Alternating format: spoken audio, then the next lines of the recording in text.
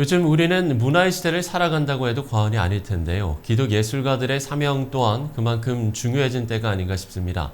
오늘은 바로 이런 이야기를 나눠보려고 하는데요. 광야 아트 미니스트리 윤성인 선교사 스튜디오에 모셨습니다. 선교사님 안녕하십니까? 안녕하세요. 네. 자, 저희가 전에는 대표님으로 호칭을 사용했었는데 오늘은 선교사님으로 소개를 해드렸습니다. 그 사이에 변화가 좀 있으셨던 것 같아요. 선교사라는 호칭이 이렇게 낯설지는 않은 게요. 네. 제가 한 6년 전쯤에 이전 직장에서 퇴사하고 현재 광야 아트센터의 전신이라고 할 수 있는 그 작은 극장 광야가 대학로에서 개관을 했습니다. 네. 그 공연장을 운영하는 법인을 설립하게 됐는데 그때부터 주님이 주셨던 마음 또 정체성은 이제 문화예술 선교사였기 때문에 낯설은 개념은 아닌데 그런 부분에 더해서 또 이제 몇 년 전에 한 교회에서 저와 저희 아내를 좀 문화예술 영역에 문화예술 선교사로 또 정식으로 파송도 보내주셨고요. 예. 또 아내랑 같이 전문의 선교사 훈련도 받으면서 이제는 그냥 선교사라는 호칭이 오히려 더 자연스러운 좀 그런 느낌을 좀 갖고 있습니다. 예. 네네. 자, 이런 변화들로 광야 미니스트리 사역의 방향성도 다시 한번 제시를 하셨을 것 같은데 어떻습니까? 작년 말쯤 10월쯤에 네. 저희 광야 안에 단체에 좀 큰 내부적인 변화가 좀 있었어요. 아, 그래서 뭐 외부에서는 다들 그냥 광야 아트 미니스트리라고 알고 계시겠지만 예. 저희 내부에는 이제 제가 아까 말씀드렸던 그 주식회사로 만들어진 아티스라는 기업이 있었고 또 16년 전부터 저희 안에 있는 뮤지컬들을 창작해온 사단법인 아들이라고 있었습니다. 거기다가 또 선교단체로 등록된 극단 광야도 있었어요. 이런 세 개 단체가 이제 귀한 연합의 장을 좀 만들어 왔는데 예. 그러던 도중에 저희 안에 또 주님이 주신 마음이 보통 일이 잘 되면 서로가 자기 길을 가고 싶어 하잖아요. 그렇죠. 그러니까 참 은혜로 각 세 단체가 잘 됐는데 그러다 보니까 어느덧 연합은 연합인데 좀 이제 자기만의 사역을 꿈꾸게 되는 일이 자연스럽게 생겼을 때 예. 야, 주님이 그렇게 명령하신 것 같아요. 너희들은 좀 거꾸로 가보면 어떠냐? 그래서 아브라함과 롯이 헤어졌는데 오히려 저희는 하나가 되는 거죠. 다윗과 요나단이 하나가 되는 것처럼 또 바울과 바나바가 헤어지지 않고 하나가 되는 것처럼 그냥 아예 통합을 해버리면 어떠냐. 그래서 저희들이 그냥 거추장스럽게 아티스 극단 광야 이름을 다 지우고 그냥 광야라는 이름으로 아예 한 팀이 됐습니다. 그래서 재정도 하나로 됐고 예. 사람도 다 조직도 하나가 됐고 사역도 하나가 됐습니다. 그래서 이런 과정을 통해서 그 아뜨리에 있었던 김관영 목사님이 통합 대표가 되셨고 저는 이제 전체 통합 구조에서는 전략과 사업을 책임지는 이제 본부장의 역할을 맡게 됐고 그렇게 되면서 광야 전체가 사실 폭풍을 맞았죠. 태풍을 맞았죠.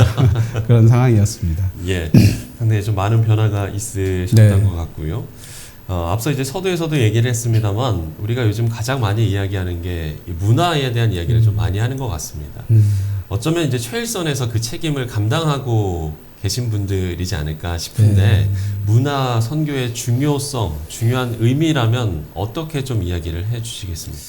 너무 잘 알고 계시다시피 특히 요즘 들어서 또 저희 나라가 전 세계적으로 문화 예술적인 역량을 펼치고 있는 거 보면 참 격세지감을 느낄 만큼 참 놀라운 시대를 살고 있다는 생각이 듭니다. 그러다 보니 현재 우리가 흔히 다음 세대라고 말하는 어린 친구들도 문화예술계가 장래희망의 1순위를 차지하는 그런 시대가 된 것 같아요. 예, 예. 그러다 보니까는 사실 뭐 저희 교계도 마찬가지지만 사실 오히려 저희들보다 타 종교나 이단들이 이 부분에 훨씬 적극적입니다. 통일교 같은 경우는 뭐 템플스테이 같은 거 아시잖아요. 그런 문화상품은 국내외 유력한 관광 관련 상들은 거의 다 휩쓴 상황이고 수년 전만 해도 그 체험한 분들이 200만 명을 넘고 예. 해외에서 유학 온 유학생들은 필수 코스가 되기도 하고 이런 것들을 보면서 또 그것 때문에 좋은 이미지가 만들어지고요. 포교 활동에 도움을 주고 있다는 인터뷰 기사도 제가 본 적이 있는데 사실 이런 일반 종교 외에도 통일교라든가 뭐 제7일 안식일교라든가 이런 이단들이 문화예술계에 저희보다 훨씬 적극적으로 수십 년 전부터 이 사역들을 하고 있습니다. 그거를 통해서 어떤 우리나라 곳곳에 문화예술계 영역에 또 영향력을 키워가고 있고요. 또 좋은 의미로 그들 자체적으로 선한 영향력을 만들어서 자신들의 어떤 포교나 선교 활동에 활용하고 있는 거죠. 그런 점에서 저희 교회도 기독교도 이런 부분에 저희 같은 단체도 있겠지만 더 많은 단체들이 도전을 받고 예. 문화예술을 통해서 정말 선교를 해야 되는 그런 시대를 살고 있다라고 생각하고 있습니다. 특별히 올해가 더북 성경이 된 사람들 공연 10주년이라고 하더라고요. 네. 지금 광야 아트센터에서 지난 1월 17일 이제 개막이 돼서 현재까지 아주 성황리에 잘 관객들이 많이 와주고 계시는데요. 예, 예. 더북이 2013년도에 초연을 했습니다. 서울에 있는 모 교회에서 초연을 했는데 그때부터 많은 사랑을 받으면서 특별히 2017년도가 종교개혁 500주년이었거든요. 아, 예, 맞아요. 그것을 기념해서 뮤지컬 더북을 갖고 대학로에서 1년 동안 장기 공연을 했고 그리고 그때 이후로도 이제 몇 차례 앵콜을 공연을 하면서 저희가 최근에 한번 숫자를 카운팅해 보니까 네. 거의 16만 명 정도가 지금까지 보셨는데 저희가 다 소극장 공연이었기 때문에 사실 작은 숫자는 아닙니다. 그럼요. 예, 그리고 총 한 650회 정도 공연을 했고 아직 해외 공연은 못 갔지만 네네. 전국에 있는 많은 도시 한 16개 도시를 다녔고 그러면서 더북이 어떻게 보면 광야에 사랑받는 여러 작품들 속에서도 사실 가장 흥행을 잘하고 있는 지금 이번 2월 달만 하더라도 객석 점유율이 98%입니다. 거의 빈자리를 찾을 수 없을 정도로 많은 분들이 찾아주고 계시는 정말 귀한 작품이죠. 어떻게 좀 처음에 기획을 하게 되셨을까요? 더북에 나오는 이제 스토리가 뭐 길게 설명드리기는 어렵지만 영국에서 실제로 있었던 실화입니다. 그래서 그 당시 어떤 사제들이나 주교들이 영어로 된 성경을 못 읽게 했을 때 그 영어로 된 성경을 번역해서 영어를 전했던 이들을 롤라드라고 얘기를 했었거든요. 그러니까 뭐 중얼거리는 자들, 독버섯 이런 의미를 갖고 있었던 약간 비하하는 표현이었는데 그들의 실화를 다룬 이야기고요. 네. 그 이야기 후에 100여 년 뒤에 루터가 종교개혁을 한 겁니다. 그런 뿌리를 저희들이 알게 되고 선교사님들이 함께 기도하며 창작을 해서 이 귀한 스토리가 얼마나 이 말씀이 생명에서 생명으로 전해졌는지 그거를 좀 한국교회 앞에 저희가 전하고 싶어서 했고요. 저희의 마지막 피날레 송은 가사가 교회여 일어나랍니다. 네. 그때 정말 많은 관객들이 이렇게 울컥하면서 기립박수하면서 한국교회의 또 다른 회복과 또 복음의 부흥을 위해서 함께 외치는 그런 작품입니다. 예. 네. 이렇게 한 공연, 한 작품을 10년이라는 시간을 이어온다는 게 정말 쉽지 않은 일인데 네. 글쎄요, 뭐 장기 공연 성공의 비결이라고 해야 될까요? 이런 거는 좀 어떻게 보세요? 네, 뭐 흔한 말로 진짜 주님이 다 하셨다라고 저희는 믿고 있고요. 네네. 함께 애써줬던 선교사님들의 노고도 컸는데 사실 가장 큰 고마운 부분은 관객들입니다. 사실 연극의 3대 요소 그러면은 뭐 보통 상식적으로 희곡, 뭐 배우 그리고 관객이 들어갑니다. 오랜만에 들어봤어요. 그렇습니까? 예. 이 관객이 그만큼 관객 없이 공연이 이루어질 수가 없잖아요. 그렇죠. 근데 저희들이 작은 극장 광야를 개관했던 그때부터 뭐 그 전부터도 그랬지만 한국교회가 정말 많이 와주셨고 객석을 채워주셨습니다. 그래서 1년에 1회 이상 전관을 관람해 주시는 교회가 현재 이제 40교회가 넘었고 네. 또 뭐 개인 후원자들도 700여 명이 넘고 그런 분들이 단지 후원만이 아니라 공연장에 자녀들을 데리고 와주시고 또 교회 소그룹들이 저희를 또 참여해 주시고 정말 한국 교회 없이 광야가 지금의 광야가 될 수 없었고 앞으로도 마찬가지일 거라고 저는 생각을 합니다. 자, 우리가 전도나 선교의 영역에서 자주 듣는 이야기가 이 성과 속, 네. 그러니까 세상에 속해서 살지만 세상과 구별된 삶. 이게 예술의 영역에서도 적용이 될 텐데 그 균형 어떻게 좀 잡아 가시는지도 궁금하거든요. 네, 가장 어려운 부분이었던 것 같아요. 저희들이 어쨌든 세상 속에서 또 세상에 있는 일반인들도 공연을 볼 수 있는 사역을 하고 있고 예.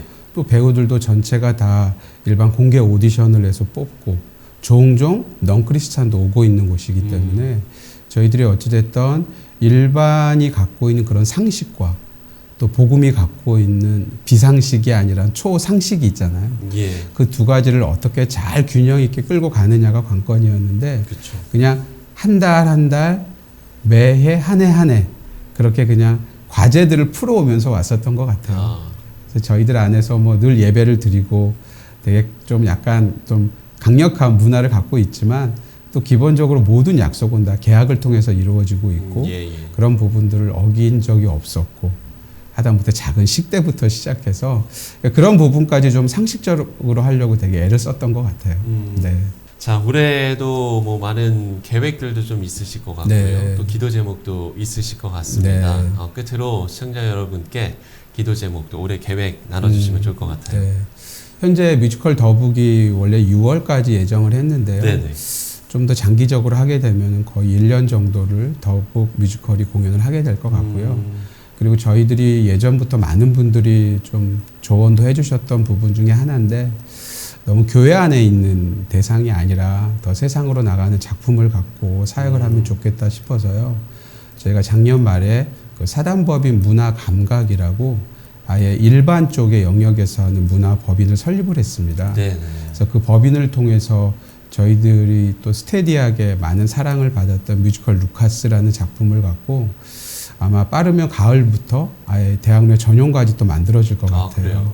그래서 그 공연은 광야 아트센터처럼 아예 크리스찬 타겟이 아니라 아예 대학로에 있는 일반 관객을 타겟으로 하지만 그 안에 복음의 메시지 또 기독교적 세계관이 담겨 있는 작품들을 만들 생각을 좀 갖고 있습니다. 그래서 또 다른 전용관 하나를 준비하고 있고요. 예. 그리고 저희들이 문화예술 선교사들을 키우고 훈련시키는 대안학교가 있습니다. 그 학교가 또 최근에 제2캠퍼스도 개관하게 또 주님이 계약을 하게 해주셔서 이 경기도 태촌에 있거든요. 네네. 또 그 안에 또 규모가 큰 카페까지 같이 운영을 하게 돼서 이래저래 좀 사역이 더 많아지고 있습니다. 그러네요. 네. 그래서 하여튼 말씀하신 대로 기도 제목은 저는 이 통합이 되면서 네. 조금 더 큰 배로 갈아탄 것 같아요. 제가 이제 50여 명의 사역자들이 모이면서 다 선교사들이거든요. 더 멀리 바라보고 항해를 가기 때문에 정말 선장 대신 예수님만 믿고 정말 이 항해가 믿음의 항해인 것 같습니다.